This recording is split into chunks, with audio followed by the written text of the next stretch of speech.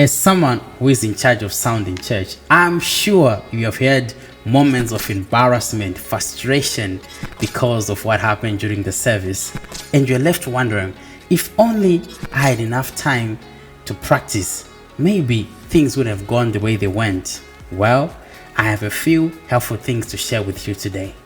This is everything you need to know to take you from being an amateur to a whole new production level. So, tune in as I share the stuff that I learned. Someone said, and rightly so, practice makes perfect. One unfortunate thing that can happen to you is to be found unprepared, which means you need to spend a lot of time mastering your craft. Now, dealing with audio is a bit tricky because it involves a few people to produce the sound that you can actually practice on, which is a logistical nightmare on its own because the availability of people is not in your hands. But there's a way around it by taking advantage of pre-recorded audios. If you have a digital mixer and a computer, that is the starting point. Let's go on. In this lesson, we are going to be using the Behringer X32 mixer. If you have a different digital mixer, it can still work.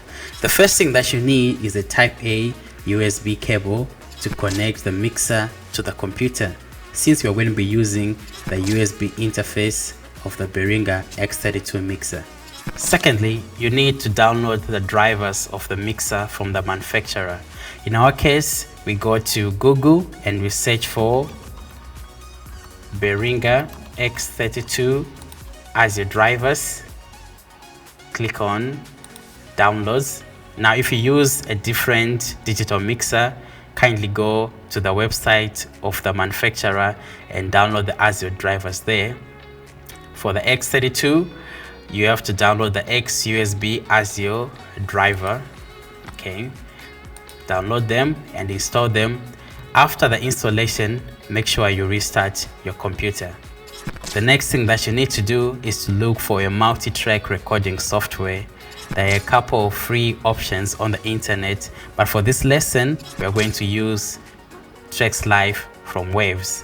Head over to waves.com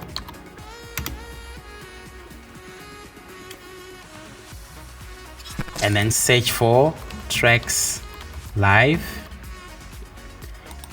Click on it, then click on free download. It's a free software. Okay, now you'll be required to log in into Waves or to create an account. I advise you to do so. Create an account and install the software. Now you go to the Behringer mixer, you press setup, then you click on the page, select the right one until you reach card.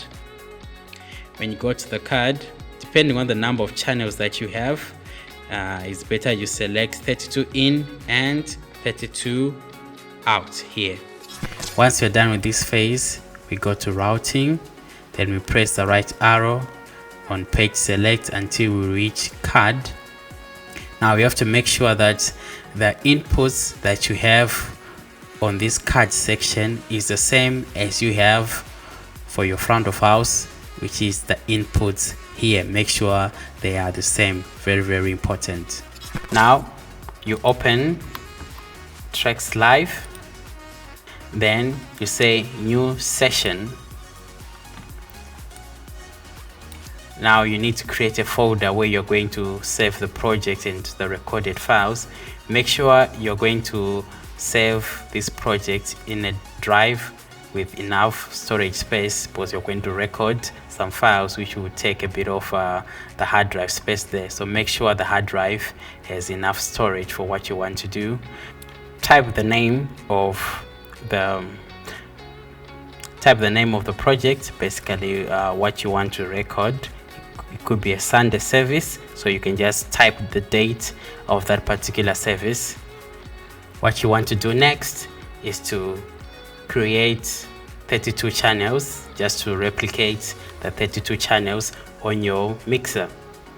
So you click on track, add track. They also tell you the shortcut key, Control Shift N. Now we are going to create 32 mono channels. Basically, we're just replicating what's on the Behringer X32 mixer.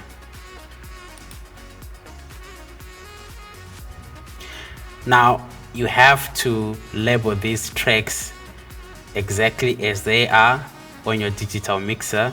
On your Behringer 32 mixer is easier that way, so that you won't be confused along the way. So you can just double click on the name here and put the name as you have it on your mixer. You can actually put colors on the tracks just as you have it on your Behringer X32 mixer. You just right click, color, choose the color of your choice, close.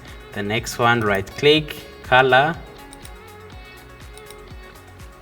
Do this for the rest of the 32 channels just as you have on your console. The next thing that we need to do is to establish a connection between the Tracks Live software and the mixer itself. So you go to File, then Preferences, then click on Audio Systems, and then your audio engine has to be Azure, then your interface has to be X-USB Azure driver. So here the inputs are 32 inputs and 32 outputs as we have it here.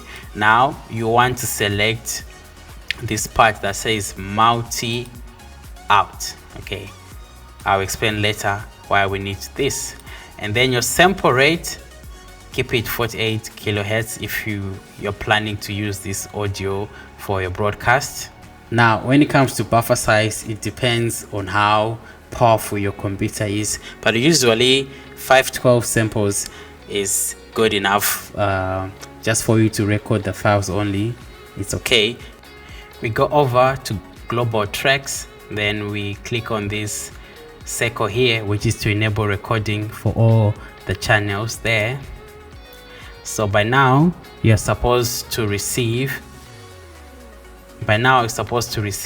signal from the channels here. So right now I'm going to make use of this microphone. Mic check.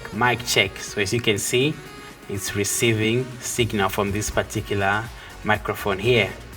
Once you've established that you are receiving signals from all the channels that you need to receive, you can just press on record here and it will start to record all the 32 channels here. You see, as I'm zooming in, it's recording all the 32 channels. Now during the week at your free time, you can come to church, open the Tracks Live project which you would have recorded the previous service, and then you can click on the global record button to disable all the recording, then just go anywhere, any part of the service, and then play back. Click on play, then you see that it is playing something here. So what it means is that Tracks Live is sending back the audio to the Behringer Mix console. So let's go over there and see how we can make use of that audio. Alright, so now you go to routing, and at the bottom of the screen you see it says record and play. So by default it will be on record.